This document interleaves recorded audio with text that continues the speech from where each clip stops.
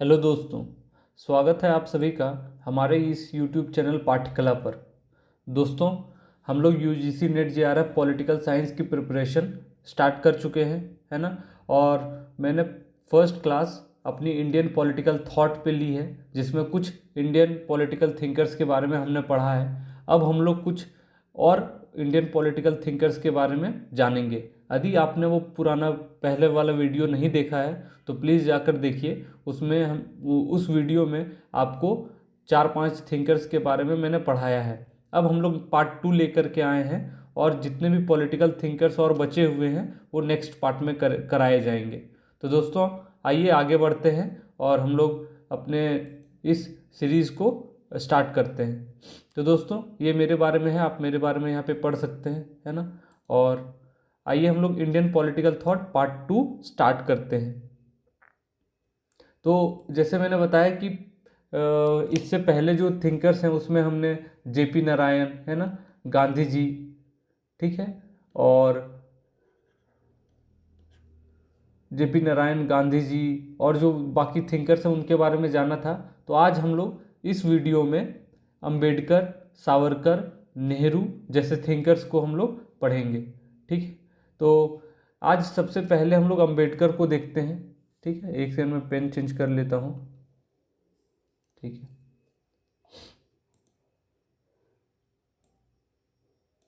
तो दोस्तों देखिए, अंबेडकर जी के द्वारा जो बुक्स लिखे गए उनमें सबसे पहला जो है वो है एनिहिलेशन ऑफ कास्ट, जो पब्लिश्ड हुई थी 1936 में। तो आपको ये बुक याद रखनी है, ठीक है। दूसरा बुक का नाम जो अंबेडकर जी ने लिखा है वो है जनता, जो कि पब्लिश्ड हुई 1930 में, ठीक है।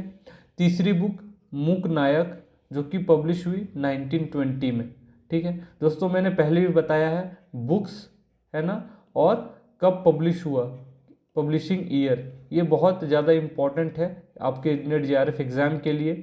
मैच करने को आते हैं या फिर सीधा अंबेडकर के बुक्स को अरेंज करने के लिए भी दिया जा सकता है। तो आप लोग प्लीज़ इसे याद रखिए।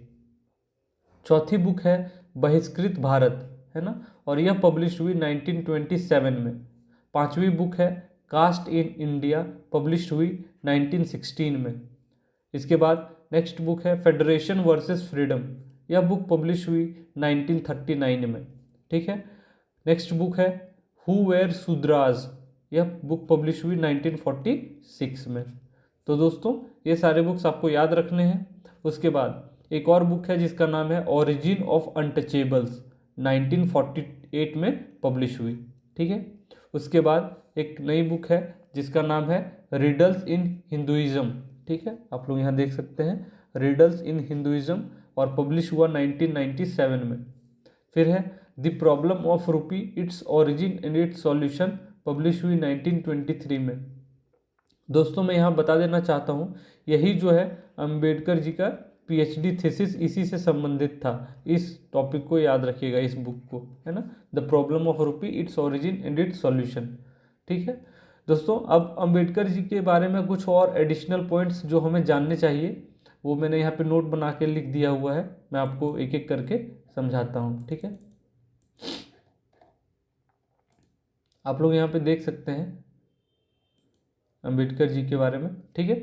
आइए, तो जैसे फर्स्ट पॉइंट जो हमें जानना है अंबेडकर जी के बारे में, उनके द्वारा जो स्टेटमेंट दिया गया, जैसे मैंने पहले भी बताया है कि स्टेटमेंट बेस्ड क्वेश्चन जो होते हैं वो बहुत ज़्यादा पूछे जाते हैं। तो आपको स्टेटमेंट हमेशा याद रखने हैं, ठीक है। तो यहाँ पे हम लोग पेन चेंज कर लेते हैं और देखिए उनका जो स्टेटमेंट था वो है भक्ति इन पॉलिटिक्स और hero worship is road to degradation and eventual dictatorship, है ना। यह स्टेटमेंट आपको याद रखना है पॉलिटिक्स से संबंधित, जो अंबेडकर जी ने कहा था। यानी किसी को यदि हीरो वर्शिप कहा मान लिया जाए, है ना, पॉलिटिक्स में, या वो सिर्फ भक्ति किया जाने लग जाए, ठीक है, तो इससे क्या होता है, डिक्टेटरशिप इस्टेब्लिश होती है धीरे धीरे। तो वो स्टेटमेंट था। फिर वो बुद्धिज़्म को मानते थे कि वो एक मोरल और एक टॉलरेंट अल्टरनेटिव है मार्क्सिज्म का, ठीक है। ये भी उन्हीं के द्वारा कहा गया। वो बुद्धिज़्म को बाद में हम लोग जानते हैं कि अंबेडकर जी ने बुद्धिज़्म को अडॉप्ट कर लिया, तो उसी के रिगार्डिंग ये स्टेटमेंट उनका था, ठीक है। अब आगे देखिए, अक्टूबर 1956 में उन्होंने बुद्धिज़्म को अडॉप्ट किया था। तो आप लोग ये ईयर याद रखिएगा कि कब उन्होंने बुद्धिज़्म को अडॉप्ट किया। ठीक है, नेक्स्ट पॉइंट, उन्होंने इंडिपेंडेंट लेबर पार्टी का गठन किया कब? 1936 में। यह ईयर याद रखिएगा कि उनके द्वारा कौन कौन से ऑर्गेनाइजेशन बनाए गए हैं और कब बनाए गए हैं, क्योंकि वो मैच करने के लिए दिए जाते हैं क्वेश्चन में। तो आप लोग ये याद रखिए, इंडिपेंडेंट लेबर पार्टी का गठन 1936 में अम्बेडकर जी के द्वारा किया गया। ठीक है, एक स्टेटमेंट जो अम्बेडकर जी ने दिया था, the lamps are shorn of wool and they are feeling intensity of cold. ठीक है, तो ये स्टेटमेंट भी आपको याद रखने हैं। नेक्स्ट, वो सपोर्टर थे किसके? सेपरेशन ऑफ पावर्स के, है ना, सेपरेशन ऑफ पावर्स के सपोर्टर थे। जैसे सेंटर और स्टेट होता है ना, तो इनके बीच में सेपरेशन ऑफ पावर होता है, या फिर जुडिशरी, एग्जीक्यूटिव, लेजिस्लेचर, सबके बीच में सेपरेशन ऑफ पावर होता है। ठीक है, तो उसी तरीके से वो सपोर्टर थे सेपरेशन ऑफ पावर के। ठीक है, यहाँ पे डिसेंट्रलाइजेशन ऑफ पावर नहीं है ना, सेपरेशन ऑफ पावर अलग होता है, डिसेंट्रलाइजेशन ऑफ पावर अलग होता है। ठीक है, अब देखिए यहाँ पे मैंने लिख दिया हुआ है उनका जो रिसर्च टॉपिक था, जो मैंने पहले भी बताया, वो द प्रॉब्लम ऑफ रुपी। इस टॉपिक को आप लोग याद रखिएगा, है ना। नेक्स्ट पॉइंट, वो चेयरमैन थे drafting committee of the constitution, है ना, और उनको फादर ऑफ द कॉन्स्टिट्यूशन भी कहा जाता है ना, फादर ऑफ द कॉन्स्टिट्यूशन उन्हीं को कहा जाता है। तो वो ड्राफ्टिंग कमेटी ऑफ कॉन्स्टिट्यूशन के चेयरमैन थे, जिसमें कितने मेंबर्स थे? 7 मेंबर्स थे, है ना, और वो चेयरमैन थे। उन्हीं के द्वारा महद सत्याग्रह हुआ, और ये कब हुआ था? 1927 में महद सत्याग्रह, तो आपको याद रखना है। ठीक है, नेक्स्ट, वो भारत के फर्स्ट लॉ मिनिस्टर थे। ठीक है, यह पॉइंट आपको याद रखना है, आप लोग जानते भी होंगे, है ना, फर्स्ट कानून मंत्री वही थे। उसके बाद उनके द्वारा जो न्यूज़पेपर पब्लिश किया गया उसका नाम था बहिष्कृत भारत, और 1927 में। ठीक है, ये याद रखना है। उन्होंने जितने भी राउंड टेबल कॉन्फ्रेंसेस हुए थे, राउंड टेबल कॉन्फ्रेंस, है ना, उन्होंने हर एक राउंड टेबल कॉन्फ्रेंस में पार्टिसिपेट किया था। ठीक है, सभी में, और ये पॉइंट आपको याद रखना है। नेक्स्ट, उनके द्वारा एक जर्नल भी पब्लिश किया गया जिसका नाम था समता। ठीक है, 1929 में। और एक पॉइंट ये है कि पूना पैक्ट अंबेडकर जी और गांधी से संबंधित है ना, अंबेडकर और गांधी से संबंधित है, तो ये आपको याद रखना। पूना पैक्ट कब हुआ? तो 1932 में। ठीक है, अब उनके द्वारा 2 ऑर्गेनाइजेशन का गठन किया गया था, तो ये ऑर्गेनाइजेशन का नाम आपको याद रखना है और कब बना। तो एक है शेड्यूल्ड कास्ट फेडरेशन। ठीक है, वो कब गठन हुआ उसका? 1942 में, है ना। और दूसरा जो ऑर्गेनाइजेशन था वो है बहिष्कृत हितकर्मी सभा। ठीक है, और यह गठन हुआ इसका 1923 में। तो किस ऑर्गेनाइजेशन का किस ईयर में गठन हुआ वो आपको याद रखना है। ठीक है दोस्तों, तो हम लोग यहाँ पे अंबेडकर जी के बारे में बहुत सारी जानकारियाँ प्राप्त किया हमने, है ना। और आइए कुछ और देखते हैं, दूसरे स्लाइड में दूसरे थिंकर के बारे में आगे बढ़ते हैं। ठीक है, तो अब हम लोग यहाँ पे औरबिंदो घोष के बारे में जानते हैं। ठीक है, देख लीजिए, औरबिंदो घोष का टाइमलाइन आप लोग यहाँ पे देख सकते हैं, 1872 से 1950 का है। ठीक है, उनके द्वारा जो बुक्स लिखा गया उनमें पहली बुक है द लाइफ डिवाइन। ठीक है, और ये पब्लिश हुई 1919 में। दूसरी बुक है ऐसे ऑन गीता, 1922 में। ठीक है, तीसरी बुक है द सिंथेसिस ऑफ योगा। ठीक है, ये याद रखिएगा। चौथी बुक है new lamps for the old. यह बुक बहुत ही इंपॉर्टेंट है और अक्सर क्वेश्चन में पूछे जाते हैं। ठीक है, चाहे वो किसी भी नेट JRF हो या फिर असिस्टेंट प्रोफेसर का एग्ज़ाम हो, तो उसमें ये सारे बुक्स पूछे जाते हैं। पांचवा बुक वंदे मातरम, एक न्यूज़पेपर था जो उन्हीं के द्वारा स्टार्ट किया गया था। तो ये सिंपल मैच करने के लिए भी दिया जा सकता है कि जो न्यूज़पेपर अलग अलग पॉलिटिकल थिंकर्स के हैं उनको मैच किया जाए।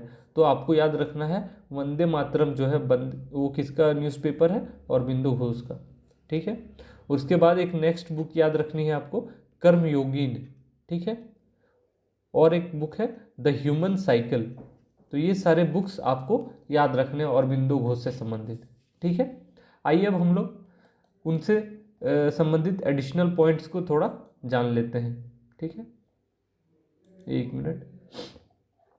तो दोस्तों, अरबिंदो घोष से संबंधित जो आपको इम्पोर्टेंट पॉइंट्स जानने चाहिए वो ये कि लॉर्ड मिंटो ने उनको सबसे मोस्ट डेंजरस मैन कहा था। ठीक है, तो यदि पूछा जाए कि मोस्ट डेंजरस मैन कौन है या लॉर्ड मिंटो ने किन्हें कहा, तो अरबिंदो घोष जी को कहा। ठीक है, क्योंकि वो बहुत ज़्यादा उनके विचार इतने ज़्यादा खतरनाक होते थे, है ना, तो इस वजह से मोस्ट डेंजरस मैन कहा। दूसरी बात, उनका कहना था कि जो समाज की जो पॉलिटिक्स है ना, वो दो प्रिंसिपल्स पे बेस्ड होना चाहिए, दो प्रिंसिपल्स पे आधारित होना चाहिए। पहला कि ट्रीट अदर्स एज सेल्फ, यानी ठीक है, दूसरों को सेल्फ मानना चाहिए, और help other person in need, और जो पर्सन को ज़रूरत है उसकी मदद करनी चाहिए। तो ये दो पॉइंट आपको याद रखना है पॉलिटिक्स ऑफ सोसाइटी से संबंधित, जो उन्होंने दो प्रिंसिपल्स दिए। ठीक है, नेक्स्ट पॉइंट, उनका एक स्टेटमेंट था, नो कंट्रोल नो कोऑपरेशन, है ना, तो ये ब्रिटिशर्स से संबंधित उन्होंने ये स्टेटमेंट दिया था। नेक्स्ट, उनके द्वारा एक कंसेप्ट दिया गया, इंटीग्रेटेड थ्योरी ऑफ रेवोल्यूशन। ठीक है दोस्तों, ये बहुत ही इंपॉर्टेंट है, इस रेवोल्यूशन की थ्योरी को आप लोग याद रखिएगा। सिंपल पूछा जाएगा कि किनके द्वारा इंटीग्रेटेड थ्योरी ऑफ रेवोल्यूशन दिया गया, तो आपको सीधा सीधा आंसर क्या है मिलेगा, अरबिंदो घोष। तो ये पॉइंट आप लोग हमेशा याद रखिए। ठीक है, नेक्स्ट पॉइंट, 1910 में, ठीक है, वो पुडुचेरी चले गए, है ना, और वहाँ पे उन्होंने अरबिंदो आश्रम का गठन किया। तो ये सीधा सीधा पूछा जा सकता है कि अरबिंदो आश्रम का गठन किस जगह पे किया गया, तो पुडुचेरी में, कब, 1910 में। ठीक है, तो यह पॉइंट आपको याद रखने हैं। नेक्स्ट, उन्होंने एक सीक्रेट सोसाइटी को ज्वाइन किया था लंदन में। ठीक है, जिसका नाम था लोटस एंड डैगर। ठीक है, यह एक सीक्रेट सोसाइटी का नाम है, लोटस एंड डैगर। ठीक, तो इस सोसाइटी को उन्होंने कहाँ पे ज्वाइन किया था, लंदन में। तो ये आपको याद रखना है। नेक्स्ट पॉइंट, उनके द्वारा एक बुक लिखी गई थी, ठीक है, जिसका नाम है सावित्री, अ लीजेंड एंड अ सिंबल। तो यह बुक भी उन्हीं के द्वारा लिखी गई है। ठीक, उसके बाद उनके द्वारा एक स्टेटमेंट जो दिया गया वो ये है कि British empire is facing the war of religion. ठीक है, तो ये स्टेटमेंट भी आपको एक बार पढ़ लेना चाहिए, आपको याद रहना चाहिए। ठीक है, उसके बाद उनके द्वारा एक आर्टिकल लिखा गया जिसका नाम था नो कॉम्प्रोमाइज़। तो ये आर्टिकल का नाम भी आपको याद रखने हैं कि नो कॉम्प्रोमाइज़ आर्टिकल किसने लिखा, तो अरबिंदो घोष जी के द्वारा लिखा गया। ठीक है, नेक्स्ट, उन्होंने बहुत ज़्यादा इम्पोर्टेंस दिया स्वराज को, किससे पहले, सोशल रिफॉर्म से पहले। उनका मानना था जो समाज में जो बदलाव आएंगे, रिफॉर्म आएंगे, उससे पहले स्वराज आना बहुत ज़्यादा जरूरी है। तो ये पॉइंट आप लोग याद रखिए। नेक्स्ट पॉइंट, उनका एक स्टेटमेंट और था कि attainment of Swaraj is possible only by faith in God, है ना, जब भगवान पे आप विश्वास करेंगे तभी आपको स्वराज की प्राप्ति होगी, है ना, तभी संभव है। तो ये स्टेटमेंट भी आप लोग याद रखिए। नेक्स्ट पॉइंट, उन्होंने कंसिडर किया था कि बंगाल का जो पार्टीशन हुआ वो गॉड्स ब्लेसिंग है ना, यानी जो अरबिंदो घोष ने जो बंगाल पार्टीशन पे कहा कि यदि बंगाल पार्टीशन हुआ तो वो भगवान की ब्लेसिंग्स है। ठीक है, वो इसीलिए क्योंकि पूरे देश को एकजुट कर दिया गया था बंगाल पार्टीशन जब हुआ 1905 में, है ना, तो उसके बाद पूरे देश में स्वदेशी आंदोलन और एकजुटता का भावना आया। तो इस वजह से उन्होंने बंगाल पार्टीशन को गॉड्स ब्लेसिंग कहा। ठीक है, नेक्स्ट, उनके द्वारा जो एक स्टेटमेंट दिया गया वो ये था कि human mind is good but it is inferior to God's consciousness. ठीक है, कॉन्शियसनेस। तो ये स्टेटमेंट भी आपको ध्यान में रखना है। एक और statement, rebirth is essential for individual revolution, है ना, तो ये स्टेटमेंट भी आप लोग याद रखिएगा।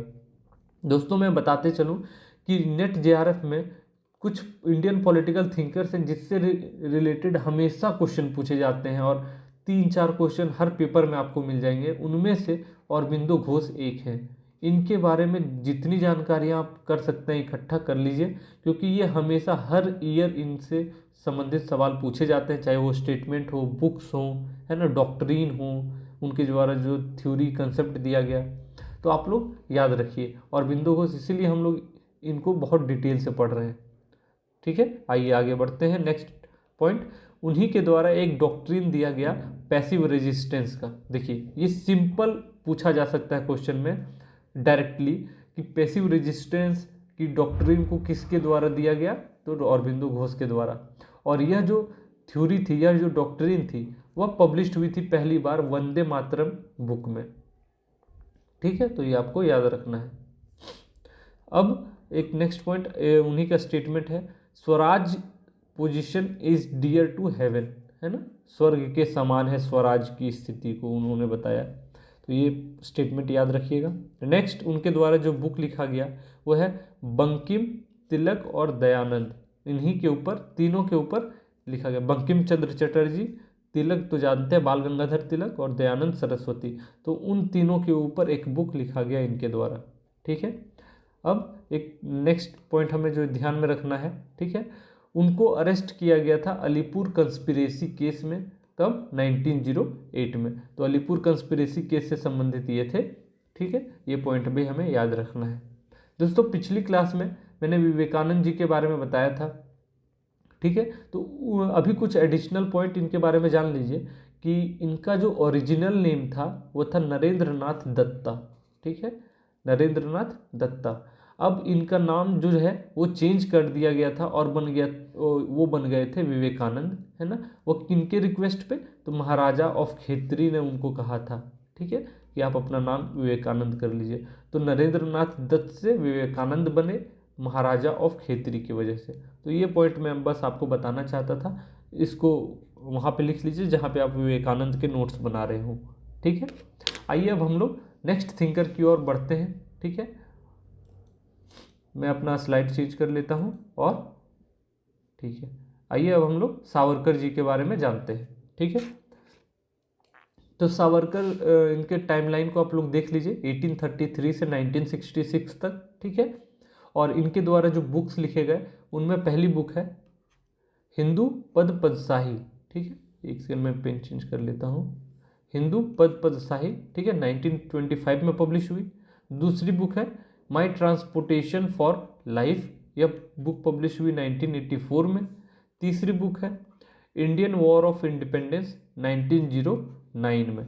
ठीक है, चौथी बुक है Hindutva, who is a Hindu, ठीक है, 1923 में पब्लिश हुई। पांचवी बुक है six glorious epoch of Indian history. ठीक है, छठी बुक है हिंदू राष्ट्र दर्शन। सातवीं बुक है मोपला 1967 में। दोस्तों सावरकर से संबंधित ये सारे बुक्स आपको याद होने चाहिए। ठीक है, अब आइए कुछ एडिशनल पॉइंट सावरकर जी के बारे में हम लोग देख लेते हैं, है ना। मैंने यहाँ पे नोट बना करके लिख दिया है, मैं आपको एक एक पॉइंट करके अच्छे से समझाता हूँ। जूम कर लेता हूँ, एक सेकेंड। ठीक है, तो आइए हम लोग देखते हैं सावरकर जी के बारे में। ठीक है, और उनके द्वारा जो कुछ बुक्स लिखे गए, है ना, वो यहाँ हम लोग देख सकते हैं कुछ एडिशनल बुक्स। यहाँ पे देखिए उनके द्वारा जो बुक्स लिखे गए उनमें एक है काला पानी, जो कि पब्लिश हुई थी 2007 में। दूसरी बुक है मेरा आजीवन कारावास 2007 में। ठीक है, एक और बुक लिखी गई इंडियन वॉर ऑफ इंडिपेंडेंस 1857, यह भी बुक उन्हीं के द्वारा लिखी गई है। उन्हीं के द्वारा एक कंसेप्ट दिया गया था जिसको कहा जाता है कल्चरल नेशनलिज्म। ठीक है, तो कल्चरल नेशनलिज्म का कंसेप्ट इन्हीं के द्वारा दिया गया। यह पॉइंट बहुत ही ज़्यादा इंपॉर्टेंट है, प्लीज़ आप लोग इसे याद रखिए, VVI है ये, बहुत ज़्यादा इंपॉर्टेंट है। जो कंसेप्ट है, जो थ्योरी है, ठीक है, ये सारे बहुत ही इंपॉर्टेंट होते हैं, आपको ज़रूर से ज़रूर याद होने चाहिए। इन सबको नोट डाउन कर लीजिए और इनको बार बार पढ़िए, क्योंकि यह नोट्स बनाने में बहुत सारी बुक्स, है ना, बहुत सारे PYQs को रेफ़र किया गया है, तो आपको बहुत ही इंपॉर्टेंट इन्फॉर्मेशन यहाँ पे दी जा रही है। ठीक है, उन्हीं के द्वारा हिंदू राष्ट्र का कंसेप्ट दिया गया था, और उनके अनुसार कि कौन हिंदू होगा, ठीक है, उनके बारे में उन्होंने 3 पॉइंट बताए। पहला पॉइंट, हिंदू राष्ट्र के बारे में कहा गया कि वो हिंदू होगा जो भारतवर्ष को अपना फादरलैंड मानेगा। ठीक है, अपनी जो पितृभूमि है, जिसको हम लोग मातृभूमि पितृभूमि कहते हैं, तो भारतवर्ष को पितृभूमि मानेगा, वो हिंदू कहलाएगा। दूसरा, who descended from Hindu parents, ठीक है, यानी कि उनके पेरेंट्स हिंदू होने चाहिए। तीसरी पॉइंट उन्होंने दिया कि वो हु कंसिडर इंडिया पुण्य भूमि, यानी भारत को पुण्य भूमि माना जाना चाहिए। ठीक है, तो उन्होंने हिंदू राष्ट्र से संबंधित जो हिंदू होंगे उनके बारे में उन्होंने 3 ये स्टेटमेंट या 3 पॉइंट उन्होंने बताए, तो आप लोग ध्यान में रखिए। जो भारतवर्ष को फादरलैंड मानते हो, जो उनके पेरेंट्स हिंदू होने चाहिए, और इंडिया को पुण्य भूमि माना जाना चाहिए। ठीक है, नेक्स्ट, उन्हीं के द्वारा मित्र मेला बुक लिखा गया 1899 में। मित्र मेला शायद कोई ऑर्गेनाइजेशन था जिनको उन्होंने गठन किया था, तो 1899 में मित्र मेला का गठन किया गया। ठीक है, नेक्स्ट, एक नासिक कंस्पिरेसी केस हुआ था, है ना, उसी केस में उनको लाइफ इम्प्रिजनमेंट दिया गया था, पूरे आजीवन कारावास, है ना। तो नासिक कंस्पिरेसी केस किससे संबंधित है, तो आप लोग ध्यान में रखिए, नासिक कंस्पिरेसी सावरकर जी से संबंधित है, तो यह पॉइंट आप लोग याद रखिएगा, नासिक कंस्पिरेसी। नेक्स्ट पॉइंट, एक सीक्रेट सोसाइटी है जिसका नाम था अभिनव भारत। ठीक है, अभिनव भारत, वो उस सीक्रेट सोसाइटी का गठन उन्हीं के द्वारा किया गया था 1904 में। तो ये डेट याद रखिए, किस ऑर्गेनाइजेशन, अभिनव भारत, इनका गठन किया गया। ठीक है, next point, president of Hindu Mahasabha, है ना, उनको हिंदू महासभा का प्रेसिडेंट बनाया गया था। कितने सालों के लिए, देख लीजिए, 6 सालों के लिए, 37 से लेके 43 तक, है ना, वो प्रेसिडेंट बने रहे हिंदू महासभा का। ठीक है, हाँ, एक पॉइंट और, कि उनको जब जेल में बंद कर दिया गया तो कहाँ पे किया गया था, cellular jail, Andaman Nicobar islands में, जिसी को काला पानी की सज़ा कहा जाता है, काला पानी। ठीक है, तो ये सारे पॉइंट्स जो हैं वो सावरकर जी से संबंधित हमें याद रखने हैं। ठीक है, आइए अब हम लोग नेक्स्ट थिंकर की ओर आगे बढ़ते हैं, और नेक्स्ट थिंकर हमारे हैं इंडियन पॉलिटिकल थिंकर्स में जवाहरलाल नेहरू जी। ठीक है, इनके बारे में कुछ बुक्स आप लोग जान लीजिए, ये आप लोग जानते ही होंगे, ये हमारे first prime minister of India हैं, है ना, और इनके बारे में जो बुक्स हैं वो देख लीजिए। डिस्कवरी ऑफ इंडिया, ये यहाँ पे गलत हो गया, डिस्कवरी ऑफ इंडिया बुक है, वो जो कि पब्लिश हुई 1946 में। ठीक है, यह बुक का नाम याद रखिए। दूसरी बुक है टुवर्ड्स फ्रीडम एंड ऑटोबायोग्राफी। ठीक है, यह बुक उन्हीं के द्वारा लिखी गई।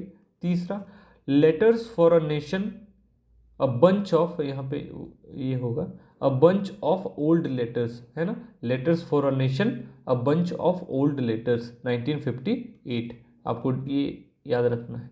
Next, the unity of India, जो कि पब्लिश हुई थी 1941 में। नेक्स्ट, वर्ड्स ऑफ फ्रीडम, है ना, words of freedom, ideas of a nation, यह बुक उन्हीं के द्वारा लिखा गया। Next, glimpses of the world history, और यह बुक पब्लिश हुई थी 1934 में। यह बुक अक्सर क्वेश्चन में पूछे जाते हैं, तो आप लोग ये सारे बुक्स नेहरू से संबंधित आप लोगों को याद रखने हैं। ठीक है, आइए अब हम लोग नेक्स्ट इनके बारे में जो एडिशनल पॉइंट्स हैं उनके बारे में हम लोग जानकारी इकट्ठा करते हैं।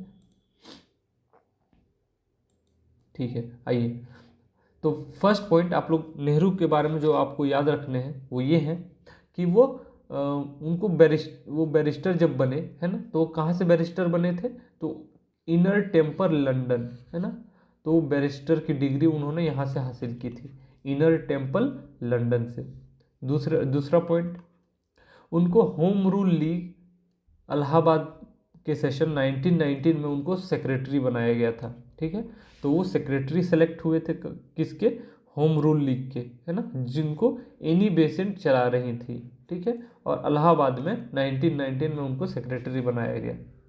नेक्स्ट पॉइंट, उनको प्रेसिडेंट इलेक्ट किया गया था सबसे पहली Lahore session of Indian national Congress में, है ना, 1929 में, 1929 में जो लाहौर सेशन हुआ था उसमें वो प्रेसिडेंट थे।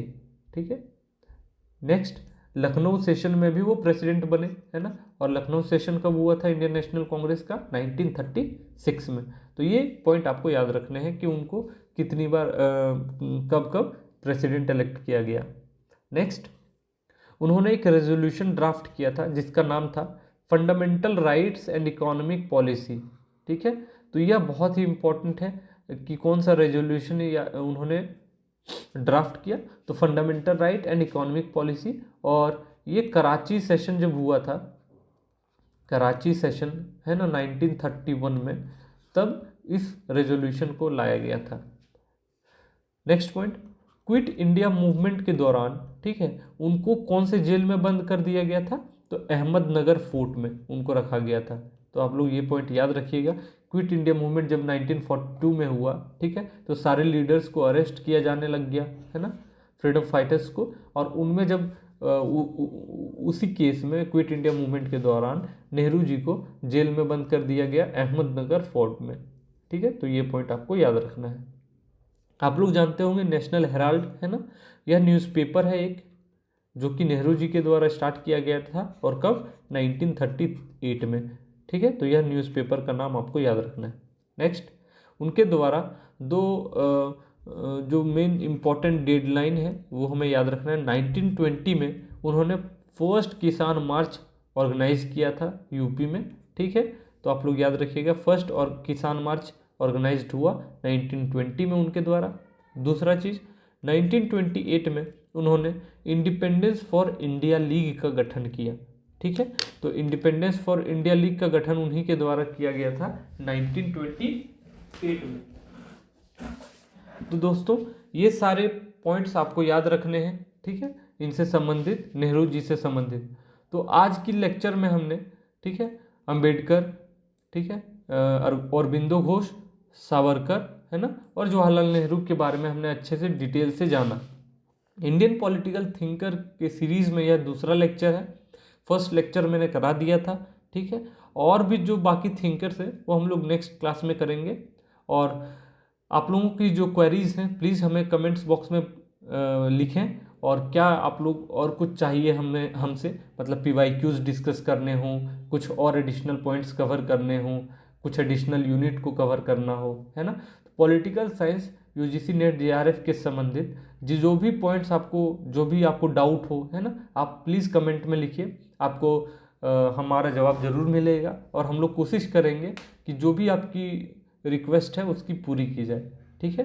तो इस वीडियो में इतना ही, मिलते हैं नेक्स्ट सेशन में, तब तक के लिए थैंक यू।